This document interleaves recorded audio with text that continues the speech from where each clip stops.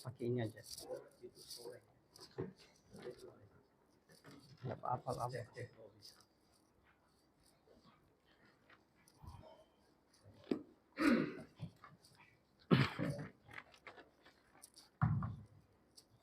Shalom Bapak Ibu. Bagaimana kabarnya? Baik. Luar biasa. Ya memang kalau kita itu anak-anak Tuhan, biarpun kabarnya kurang luar biasa, kita jawab luar biasa. Marilah kita jujur dengan keadaan kita. Karena sudah berdoa, kita tidak perlu lagi berdoa Bapak Ibu. Mari kita membuka Alkitab di dalam Matius pasal 13 ayat 53 sampai 58. Matius pasal 13 ayat 53 sampai 58. Kita baca firman Tuhan ini secara bergantian. Saya membaca 53, Bapak Ibu dan teman-teman sekalian membaca ayatnya yang ke-54 sampai seterusnya. Yesus ditolak di Nazaret. Setelah Yesus selesai menceritakan perumpamaan-perumpamaan itu, ia pun pergi dari situ.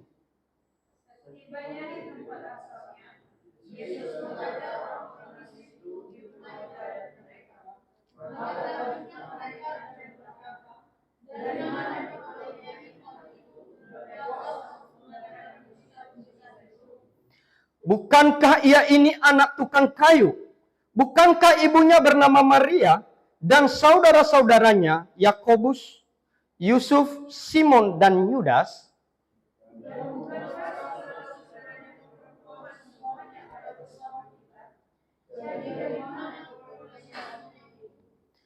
Lalu mereka kecewa dan menolak dia. Maka Yesus berkata kepada mereka, seorang nabi dihormati di mana-mana, kecuali di tempat asalnya sendiri dan di rumahnya.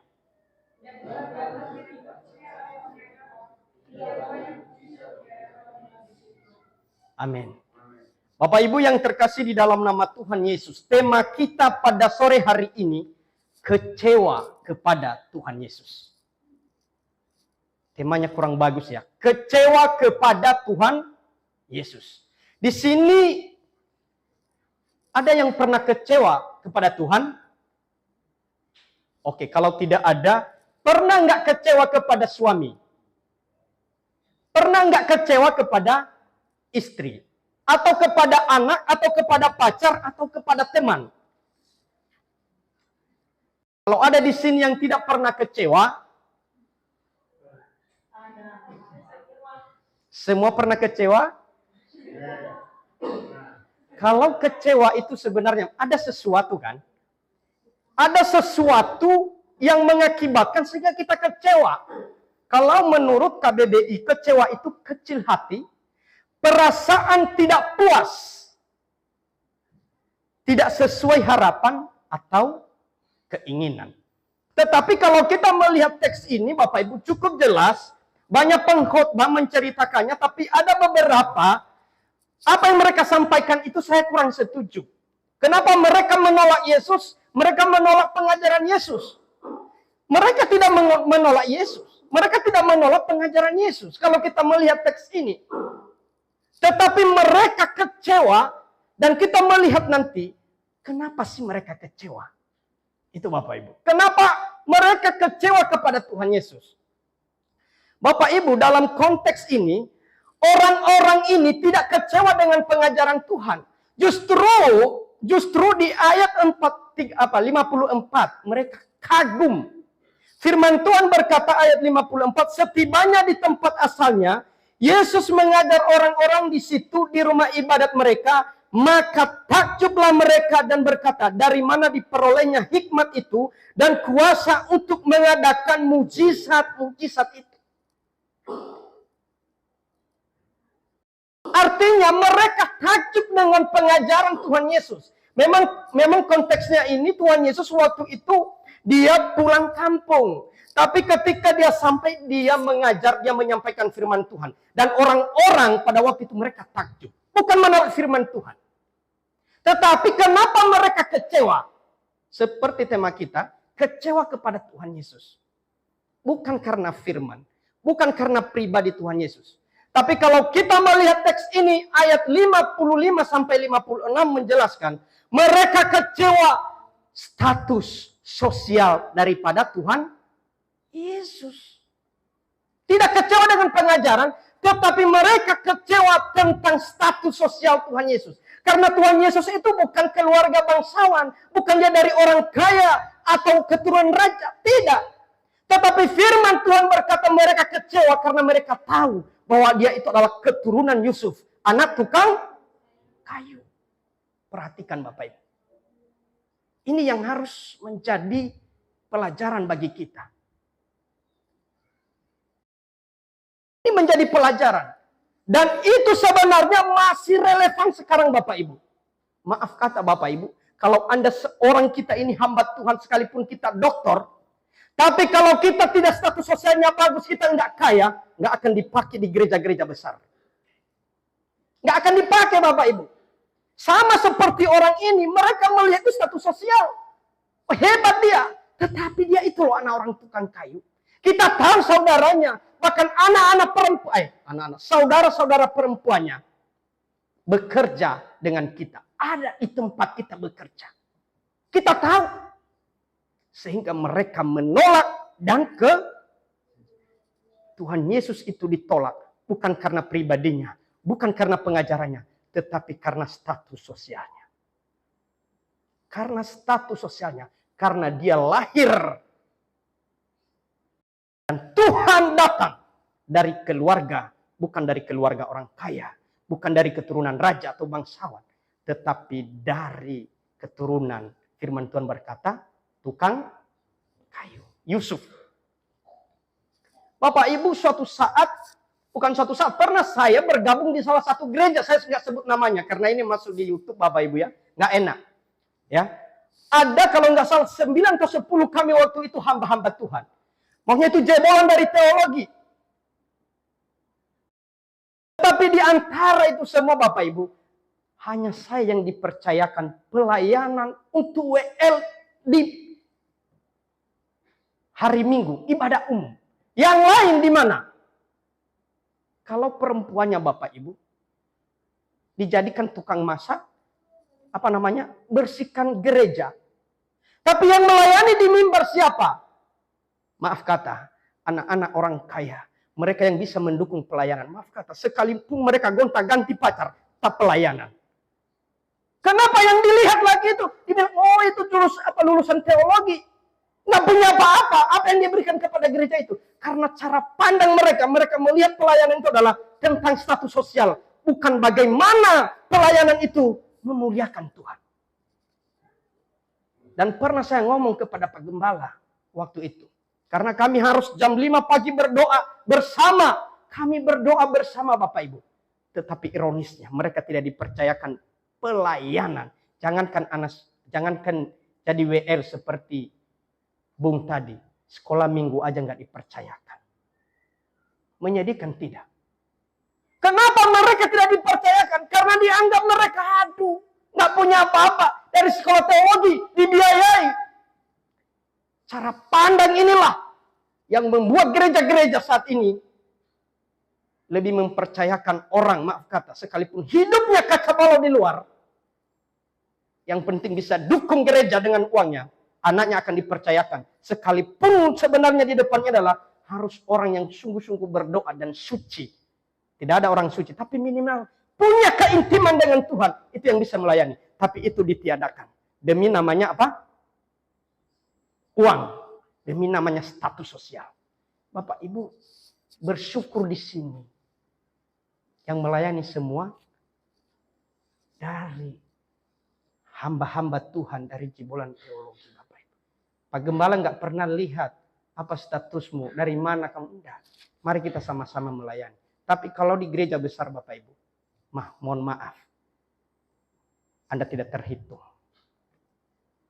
Saya bilang Anda tidak akan terhitung. Karena pernah saya masuk di dalamnya. Jangankan dipercayakan khotbah seperti begini.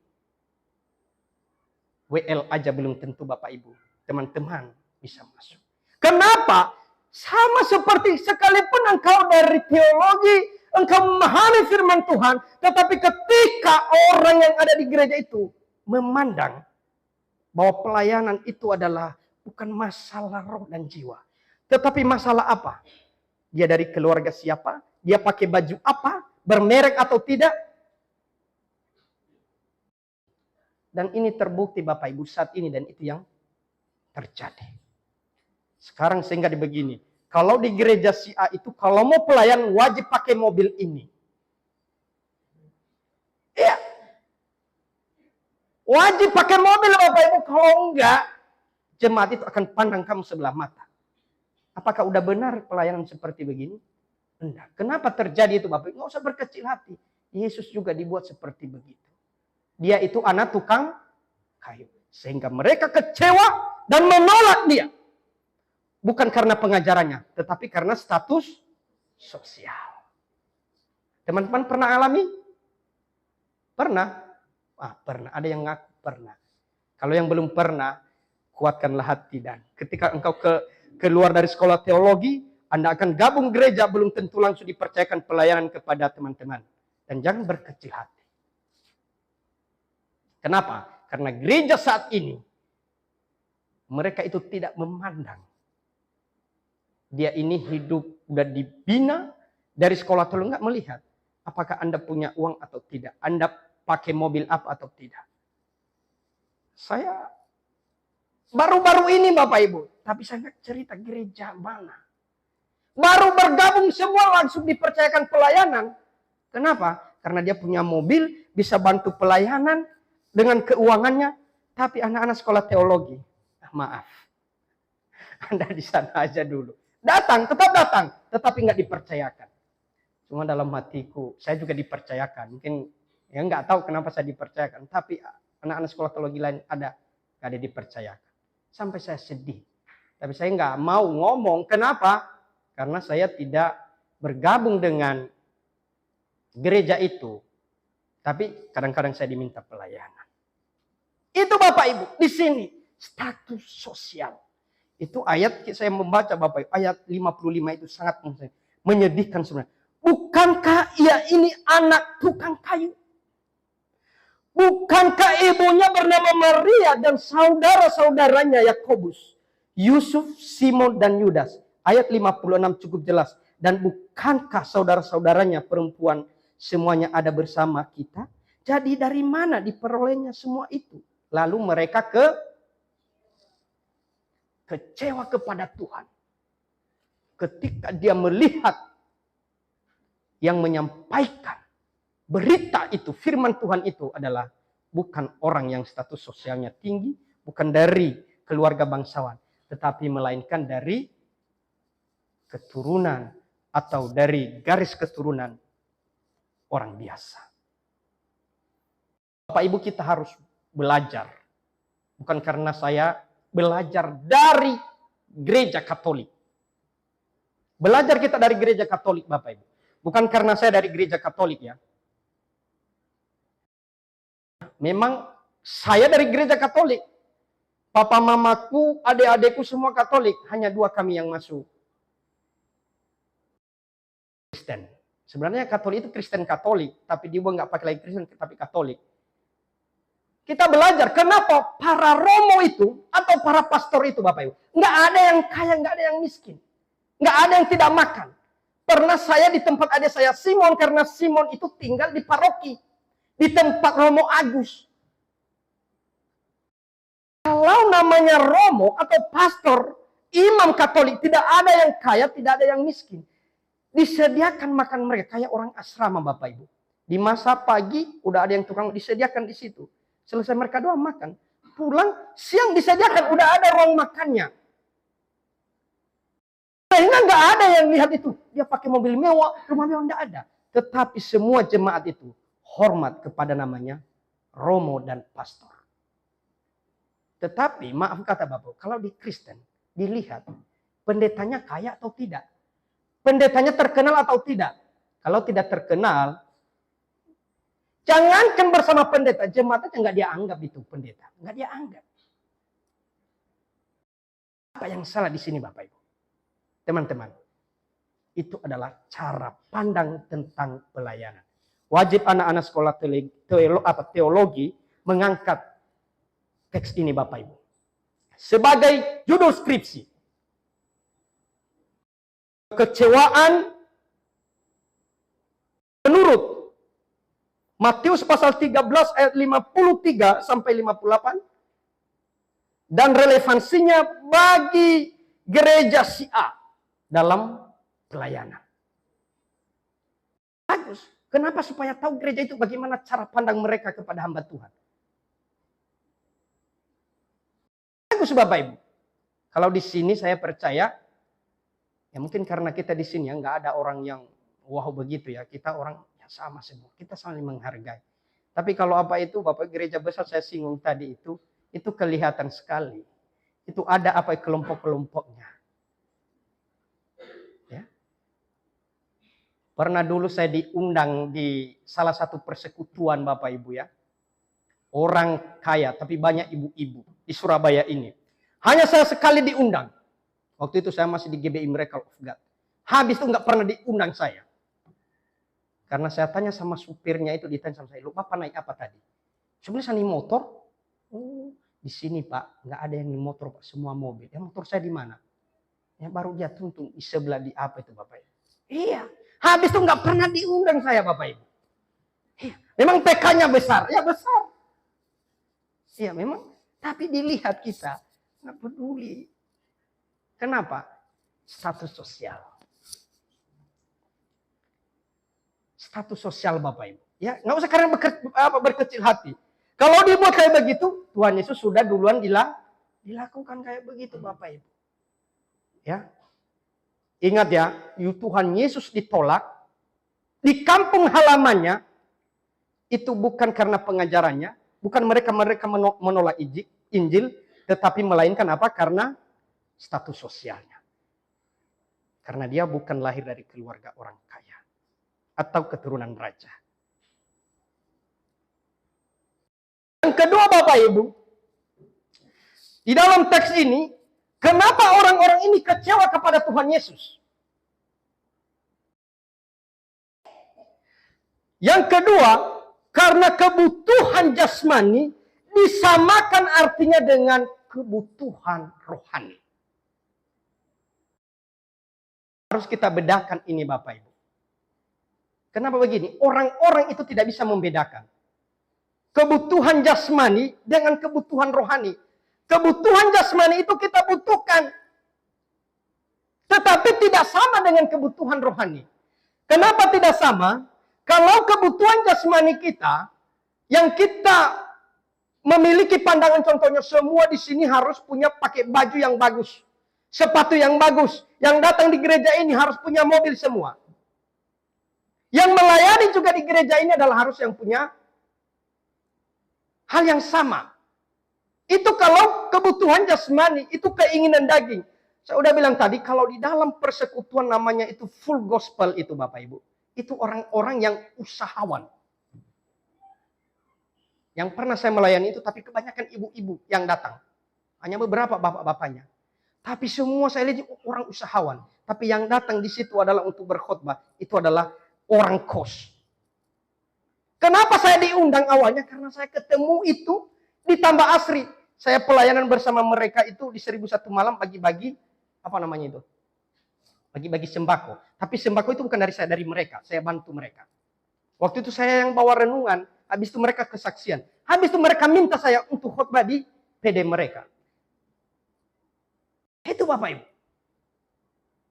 Sehingga jangan ketika punya pandangan yang sama, kebutuhan jasmani dan kebutuhan rohani sama, itu berbahaya Bapak Ibu. Sehingga begini, kalau orang itu status sosialnya, pengkhotbah itu status sosialnya tidak seperti kita, maka kita tidak perlu dengar dia. Beda Bapak Ibu, kebutuhan jasmani dan rohani. Ketika di situ semua orang-orang hebat, punya kedudukan, punya jabatan, Tetapi apakah ketika seorang rohaniawan mengajar mereka harus juga mengikuti kekayaan mereka? Kan tidak perlu Bapak Ibu. Sehingga banyak kacau sekarang Bapak Ibu. Saya lihat. Kalau hamba Tuhan itu wajib diberkati. Saya mau tanya, Tuhan Yesus itu kaya enggak? Murid-murid Tuhan Yesus itu kaya enggak? Saya mau tanya Bapak Ibu. Sehingga ketika ada itu, kamu percaya Tuhan, ikut Tuhan. Kamu diberkati. Sehingga ketika pendeta tidak diberkati, tidak punya mobil, itu mereka pandang sebelah mata Bapak Ibu. Tapi saya pelajarin dalam Alkitab. Justru Tuhan Yesus berkata, ikut aku. Kalau engkau mau menderita, ikut aku. Kenapa orang itu lebih meraba-raba begini Bapak Ibu? Saya melihat beberapa ini terjadi permasalahan pandangan tentang firman Tuhan. Coba orang sekarang Bapak Ibu, lebih suka bahasa roh. Tapi nggak suka berbuah roh. Banyak. Kalau di gereja, banyak yang berbahasa roh. Tetapi tidak suka berbuah roh. Yang menjadi pertanyaan, yang penting itu bahasa roh atau buah roh? Hah? Yang lebih penting itu buah roh atau bahasa roh?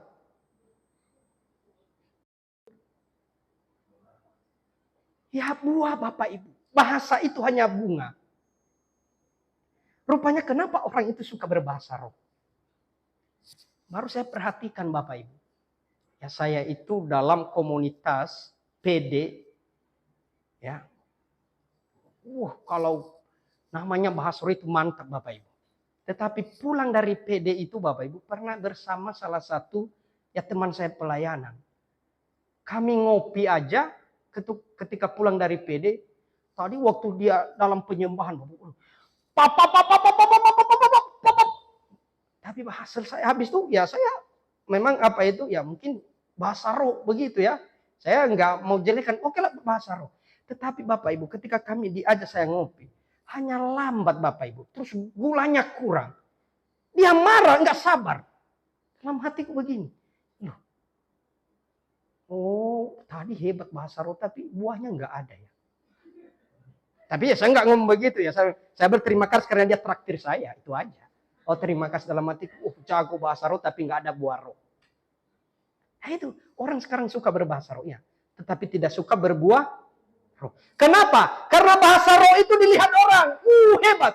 Tetapi buah roh itu tidak ada yang lihat. Siapa yang lihat Anda sabar? Siapa yang lihat Anda bisa mengendalikan diri? Siapa yang lihat Anda suka memberi? Tidak ada yang lihat. Tapi kalau bahasa roh dilihat. Jago. Iya. Jago. Iya Bapak Ibu. Saya nggak pernah dikasih pelayanan hanya karena saya tidak bisa berbahasa roh. Saya kasih tahu teman-teman. Saya ingat seperti ini loh. Karena dilihat selalu. Saya nggak dikasih pelayanan. Harus saya dulu bisa berbahasa roh. Baru saya bisa pelayanan. Ya sekalipun itu apakah bahasa roh. Karena juga kita hamba Tuhan pengen pelayanan. Ya buat aja bahasa roh Bapak Ibu. Ikutin aja seperti yang mereka ajarkan kepada kita. Nah saya ikuti. Tapi ya puji Tuhan dipercayakan pelayanan. Itu syarat. Itu pandangan itu sama pandangan ini Bapak Ibu. Kenapa? Pandangan mereka begini. Mereka samakan kebutuhan jasmani dan rohani. Apa yang mereka samakan di sini? Kalau kami yang datang di sini itu adalah keturunan bangsawan yang banyak uang, maunya yang khotbah sama kami itu di situ adalah harus memiliki status sosial yang sama. Kalau tidak, kami menolaknya. Dan sehingga mereka menolak Yesus. Sehingga kita harus belajar Bapak Ibu. Dan saya bilang begini, kita para hamba Tuhan itu harus belajar kepada Katolik. Ya, saya pulang kampung itu dan termasuk Pastor Deo itu, saya ini pendeta. Tapi diminta khotbah di Katolik. Setiap saya pulang kampung, pasti saya khotbah. Dan itu termasuk juga Pastor Deo ini. Sekalipun kami pendeta, disuruh khotbah. Pulang saya 2019, saya khotbah. Termasuk juga Pastor Deo ini, dia khotbah juga. Itu dari Katolik Bapak. Minta. Kenapa? Karena background kami ini dari Katolik. Dan Romo itu, pastor itu, tidak ada yang saya lihat itu kaya pakai mobil, tidak ada. Tetapi apa yang mereka butuhkan ada. Apa yang mereka makan ada. Tidak ada namanya, oh ini pastor miskin. Ini romo kaya. Tidak ada. Tetapi kalau di Kristen, ini pendeta besar. Ada enggak? Ada. Ini pendeta kaya. Ada enggak? Pernah enggak tahu itu di sama Romo? Enggak. Saya itu tinggal sama Romo juga 2 bulan waktu ada di sini. Enggak. Mereka baik-baik. Termasuk Ibu Clara di sana itu Romo Agus baik-baik. Saya itu loh sudah sekolah hamba Tuhan tapi masih tinggal saya di sana. Tetapi baik mereka melayani kita. Nggak ada itu romo besar, pastor besar nggak ada. Tapi kalau di Kristen itu semua ada Bapak. Ini tidak sesuai dengan firman Tuhan. Dan inilah yang mereka ikuti dalam teks ini. Orang-orang ini Bapak Ibu berbahaya. Sehingga kalau kita ikutin teks ini, semua pendeta, maaf kata ya, semua pendeta yang tidak kaya tidak memperoleh tempat pelayanan. Jelas. Kalau teks ini orang-orang jemaat-jemaat Tuhan dan gereja saat ini seperti orang ini, pendeta-pendeta semua yang tidak kaya, yang tidak punya jabatan, tidak memperoleh tempat pelayanan. Coba lihat Bapak Ibu. Dan ini realita gereja. Bukan karena saya belum kaya Bapak Ibu, ya bukan. Kalau saya pun seperti begini, saya akan, karena apa? Karena konteks teks ini yang saya baca. Kalau kecewa Bapak Ibu, kalau Bapak Ibu teman-teman ditolak itu, sedih tidak? Saya sedih. Sedih Bapak Ibu. Ya pernah waktu saya sekarang itu saya mikir, kok nggak pernah lagi diminta saya pedino. Nggak pernah diminta sampai sekarang. Lihat Bapak Ibu. Ini yang terakhir. Ya. Ketika orang-orang kecewa kepada Tuhan Yesus, apa yang terjadi? Yang ketiga adalah terjadi ketidaksukaan atau diartikan penolakan. Bapak Ibu, ketika teman-teman tidak sesuai harapan mereka, Anda akan ditolak. Dan ini menjadi pergumulan kita. Apalagi para hamba-hamba Tuhan jebolan teologi. Jangan berpikir aman-aman saja. Seperti kita inilah, Pak Gabriel selesai. Kalau contohnya Pak Gabriel itu nggak gabung contohnya di SGI. Pak Gabriel itu gabung satu gereja. Nggak mungkin serta-merta itu Pak Gabriel itu akan dipercayakan semua pelayanan. Bahkan majelis maaf kata itu di sana nggak ngerti apa-apa itu banyak dipercayakan kepada Pak Gabriel. Udah jelas. Mau hidupnya kacau, mabuk, apapun nggak. Yang penting dia bisa kasih persembahan perpuluhan banyak. Itu harus kita. Dunia pelayanan dengan dunia sekuler itu harus kita bedakan. Kalau kita bicara bisnis, ya bisnis. Kalau kita bicara tentang pelayanan, itu adalah untuk memperbaiki namanya rohani kita, Bapak. Sehat jasmani, tapi rohaninya tidak sehat. Itu tidak baik. Sehat jasmani, rohani juga, jasmaninya kurang sehat, itu tidak baik. Harus seimbang, Bapak Ibu. Maksud saya apa Bapak Ibu? Begini. Kalau teman-teman rajin berdoa, terus teman-teman nggak ada kebutuhan jasmani, itu loh nggak sehat teman-teman. Jangankan puasa aja 1 hari tahan nggak? Oh tahan. Tetapi mata udah mulai kunang-kunang. 1 hari, 2 hari, harus seimbang. Ketika kebutuhan jasmani itu dicukupkan, kebutuhan rohani juga harus dicukupkan. Dan ini punya porsi masing-masing. Kalau kebutuhan jasmani itu kita bekerja, kebutuhan rohani itu yang bisa memberikan adalah hanya Tuhan melalui hamba-hamba Tuhan, melalui pemberitaan firman Tuhan. tidak salah apa yang dikhotbahkan oleh Pak Randy 2 minggu yang lalu. Memang gereja saat ini adalah sudah putus dari kehidupan rasulia. Rasul. Kehidupan gereja bukan seperti kehidupan para rasul. Gereja saat ini berlomba-lomba bagaimana saya menjadi ini lebih terkenal. Terkenal itu baik. Untuk menutup renungan saya pada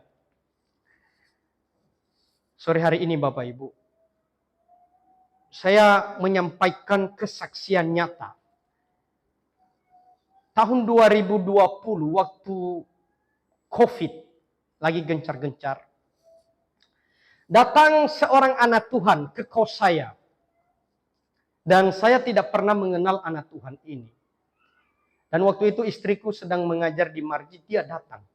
Dia nggak ada nomor telepon sama saya, hanya dikasih alamat saya. Sehingga dia mutar-mutar di Simo itu.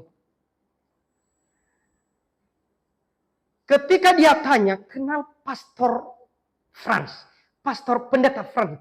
Ya di situ nggak ada yang kenal, karena semua di situ Muslim teman-teman. Terus ditanya, mana blok 15 nomor 15? Ditunjukkan sama dia ini. Dia berhentikan mobilnya di sana teman-teman. Terus dia datang kepada saya. Ketika dia lihat saya, dia nggak tahu bahwa saya itu adalah, karena dia nggak ada gambaran bagi dia.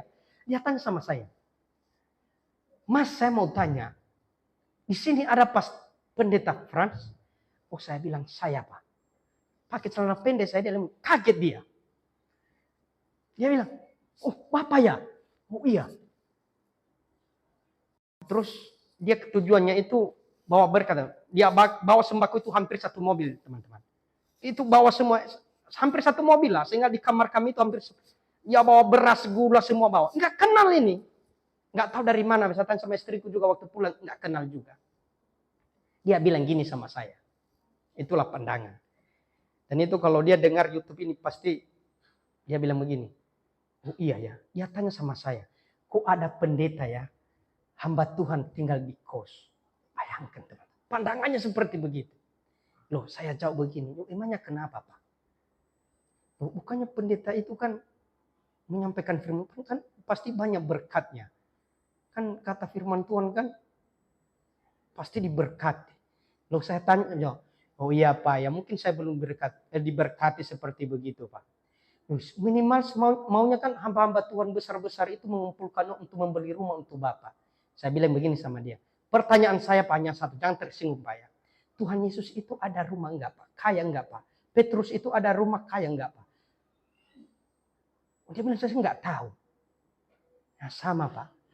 Tapi minimal maunya Bapak ya punya rumah gitu loh.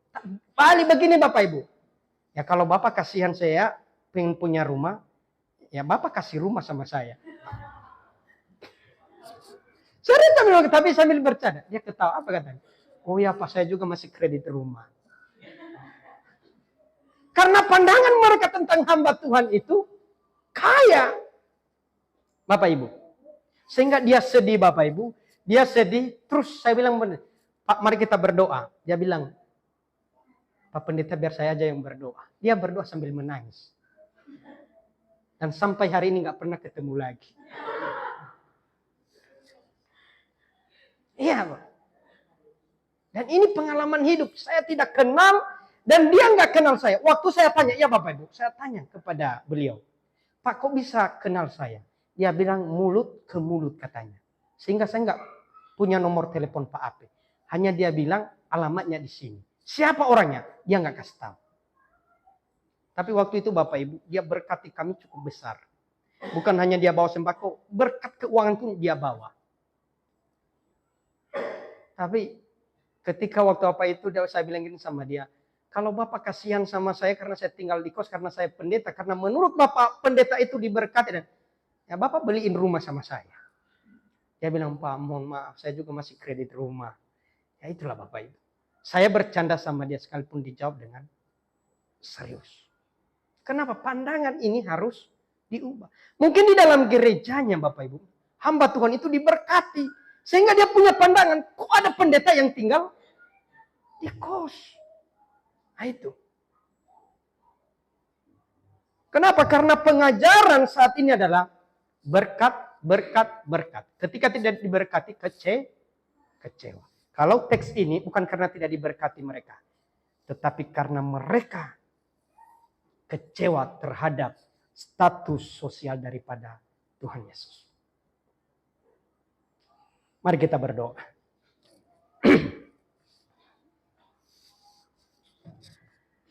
Kami bersyukur Tuhan, Engkau memberikan firman Tuhan kepada kami dan memberikan pemahaman yang baik bahwa kami tidak memandang status sosial ketika kami melayani. Engkau mengajarkan kepada kami bahwa Tuhan tidak pernah melihat seberapa besar apa yang kami berikan di gereja, tetapi Tuhan menilai hati kami. Kami menyadari Tuhan firman-Mu ini mengingatkan kami hamba-hamba Tuhan. Dan juga menguatkan kami Tuhan. Supaya kami tidak kecewa ketika kami dipandang sebelah mata. Supaya kami tidak kecewa Tuhan ketika kami tidak dianggap. Karena Tuhan Yesus juga pernah mengalami hal ini. Dikucilkan. Ditolak. Karena status sosial. Kami bersyukur Engkau memberikan teladan bagi kami. Tuhan setia dalam melayani sampai Engkau pun Tuhan mati di kayu salib. Pelayanan terus Engkau jalankan. Dan kami berdoa juga mampukan kami anak-anak-Mu. Secara khusus kami Tuhan yang sudah Tuhan panggil untuk melayani Engkau. Berikan kami kemampuan, berikan kami kekuatan untuk menjalani hari-hari kami dalam melayani Engkau. Supaya kami setia Tuhan. Dan kami tahu bahwa kami tidak mampu. Untuk itu berikan kuasa Tuhan kepada kami supaya kami mampu melakukannya. Berkati firman-Mu, berkati kami semua. Di dalam nama Tuhan Yesus kami berdoa. Haleluya. Amin. Saya kembalikan kepada yang bertugas.